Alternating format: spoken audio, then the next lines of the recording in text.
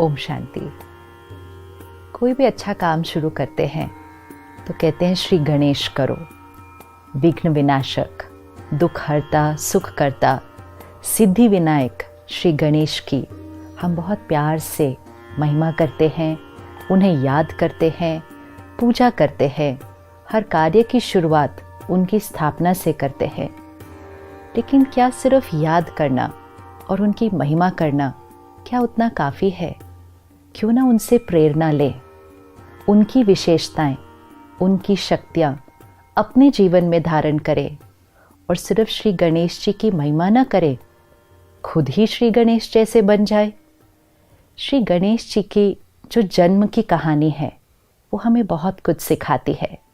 कहते हैं शंकर जी तपस्या के लिए बहुत दूर पहाड़ों में गए थे, तो पार्वती जी ने अपने शरीर की मिट्टी निकालकर एक बच्चे का निर्माण किया।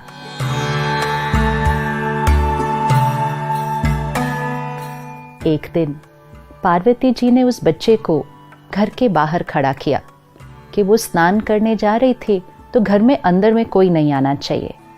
और अचानक उस दिन शंकर जी वापस आ गए, तो उस बच्चे ने अपने कर्तव्य का पालन किया और शंकर जी को अंदर नहीं जाने दिया, क्योंकि उस बच्चे ने अपने पिता को ही नहीं पहचाना।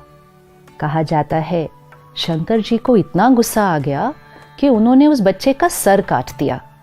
और पार्वती जी उतनी देर में बाहर आई तो उन्हें पता चला कि शंकर जी ने उनके बच्चे का सर काट दिया। फिर शंकर जी ने कहा, अच्छा, अगला जो अब यहाँ से जाएगा मैं उसका सर इस बच्चे को दे दूंगा। हम ये कहानी बहुत समय से सुनते आए हैं, लेकिन हमने कभी भी इस पर विचार ही नहीं किया कि ये हमें क्या सिखा रही है। तो अगला जो वहाँ से गुजरा वो एक हाथी था, तो शंकर जी ने हाथी के सर को काटा और उस बच्चे पर लगा दिया और उस बच्चे को नाम दिया गणेश। ये कहानी क्या सिखा रही है हमें कि बच्चा अपने पिता को नहीं पहचानता, और शंकर जी देवता 10 साल की तपस्या बाद आए थे और इतना गुस्सा आ गया कि बच्चे का सर काट दिया। आज आप और मैं भी अगर 10 मिनट भी मेडिटेशन कर लें तो इतने शीतल और शांत हो जाते हैं कि ऊंची आवाज में नहीं बोल पाते हैं। और देवता 10 साल की तपस्या बाद एक बच्चे के ऊपर इतना गुस्सा आया, और बात भी कितनी थी, अपने ही तो कर्तव्य का पालन कर रहा था, सर काट दिया। ये कभी नहीं कहते कि शंकर जी ने उस बच्चे की हत्या की, नहीं कहते, सिर्फ कहते हैं उसका सर काटा। दो बातों में बहुत फ़र्क है। वैसे तो अगर बच्चे का सर काट दो या किसी का भी सर काट दो तो उसी समय उसकी हत्या हो जाएगी, लेकिन उसको हत्या नहीं कहते, कहते सर काटा और किसी और का सर लगा दिया। परमात्मा जब इस सृष्टि पर आते हैं तो हम अपने अहंकारवश परमात्मा को पहचान नहीं पाते हैं। बॉडी कॉन्शियसनेस, क्यों ये कहा जा रहा है कि पार्वती जी ने अपनी मिट्टी से बच्चे का निर्माण किया?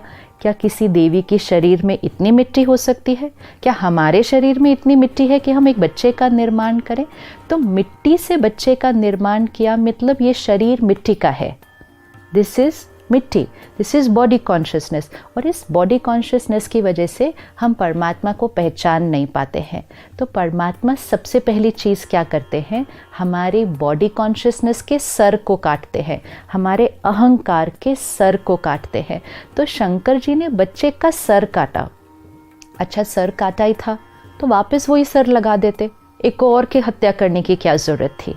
लेकिन जब परमात्मा हमारे अहंकार का सर काटते हैं तो फिर उसकी जगह सोल कॉन्शियस, ज्ञान से भरा हुआ, प्योरिटी और डिविनिटी से भरा हुआ एक बहुत वाइज सर हमारे ऊपर लगाते हैं।